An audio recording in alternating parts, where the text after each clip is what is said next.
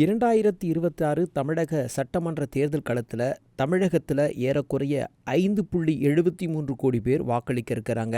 4023 வேட்பாளர்கள் களத்தில் இருக்கக்கூடிய இந்த 2026 தேர்தல் களத்தினுடைய தீவிர தேர்தல் பிரச்சாரத்துடைய பணிகள் எல்லாம் ஏப்ரல் 21 மாலையுடன் தேர்தல் பிரச்சாரங்கள் எல்லாம் நிறைவடைந்து 23 திட்டமிட்டபடி தேர்தல் வாக்குறுதி பதிவுகள் நடைபெற இருக்கிறது.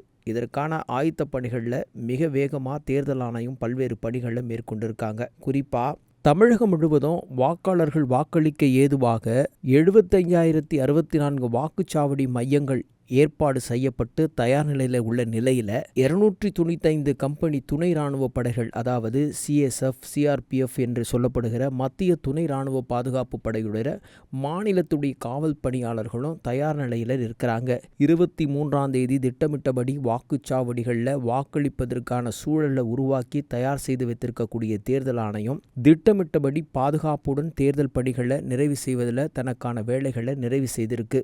ஏறக்குறைய அரசு ஊழியர்கள் மற்றும் காவல் பணியாளர்கள் என மொத்தம் 4.74 லட்சம் பேர் 2 கட்டங்களாக தேர்தலுக்கான பயிற்சிகள் எல்லாம் 2 கட்டங்களாக வழங்கப்பட்டு எல்லாம் தயார் நிலையில் இருக்கிற நிலையில் தற்போது தபால் வாக்குகள் தொடங்கும் பணிகளையும் வேகமாக துவங்கியிருக்காங்க. பல்வேறு இடங்களில் தபால் வாக்குப்பதிவுகளும் தயார் செய்திருக்கிறாங்க. இந்த சூழலில் அனல் பறக்கும் பிரச்சார களத்தில் கடந்த 30 நாட்களுக்கு மேலாக ஒவ்வொரு அரசியல் கட்சி தலைவர்களும் வேகமாக சூறாவளி சுற்றுப்பயணங்களை மேற்கொண்டதோடு வாக்காளர்களை தன் வசப்படுத்துவதற்கான தேர்தல் பிரச்சார பணிகளில் ஈடுபட்டிருந்தாங்க. திமுகவுடைய தலைவராக இருக்கக்கூடிய மு.க. ஸ்டாலின், அதிமுகவுடைய பொதுச் செயலாளர் எடப்பாடி பழனிசாமி, தாவேகா தலைவர் விஜய், நாம் தமிழர் கட்சியினுடைய தலைமை ஒருங்கிணைப்பாளர் சீமான், மதிமுகவுடைய பொதுச் செயலாளர் வைகோ, பாட்டாளி மக்கள் கட்சியுடைய தலைவர் அன்புமணி ராமதாஸ், தமிழக பாரதிய ஜனதா கட்சி மாநில தலைவர் நயனா நாகேந்திரன், விடுதலை சிறுத்தை கட்சியின் தலைவர் தொல் திருமாவளவன், தேமுதிகவுடைய பொதுச் செயலாளர் பிரேமலதா விஜயகாந்த் உள்ளிட்ட பல்வேறு அரசியல் கட்சி தலைவர்களும் பல்வேறு மாவட்டங்களில் தீவிர பிரச்சாரங்களை மேற்கொண்டாங்க. அது மட்டும் இல்லாமல் வழக்கம் போல இந்த ஆண்டு தேசிய கட்சிகளுடைய பங்களிப்புக்கும் மிகப்பெரிய அளவில் இருந்ததை பார்க்க முடியுது.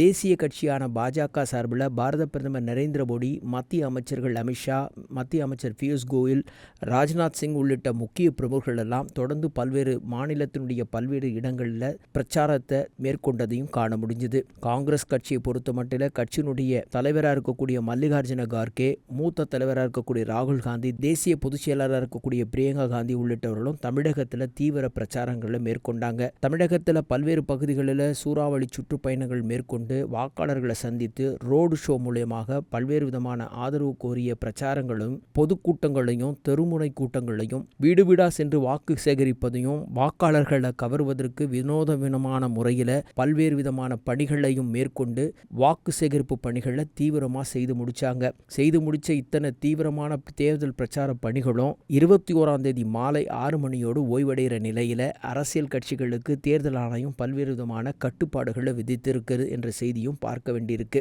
இந்த நிலையில் தேர்தல் ஆணையம் தமிழக அரசியலின் எதிர்காலத்தை தீர்மானிக்கும் வகையிலும் முக்கியமாக இந்த தேர்தலை முன்னிட்டு மாநிலம் முழுவதும் வாக்கு பணிகளுக்கென இறுதிக்கட்டத்தை எட்டியிருக்கிற இந்த சூழலில் அனைத்து வாக்குச்சாவடி மையங்களிலும் குறிப்பாக பதட்டமான வாக்குச்சாவடிகள் என்று சில வாக்குச்சாவடிகள் முறை செய்யப்பட்டு அந்த பதட்டமான வாக்குச்சாவடிகளில் கண்காணிப்பு கேமராக்களை தீவிரப்படுத்தும் பணிகளையும் மேற்கொண்டு வராங்க. பதட்டமான வாக்குச்சாவடிகள்னு சில வாக்குச்சாவடி மையங்களை முடிவு செய்திருக்காங்க. அந்த பட்டியலை வெளியிடப்பட்டு அந்த இடங்களில் கூடுதல் பாதுகாப்பு மற்றும் கண்காணிப்பு பணிகளை வேகப்படுத்துவதற்கான பணிகளை மேற்கொண்டு வராங்க.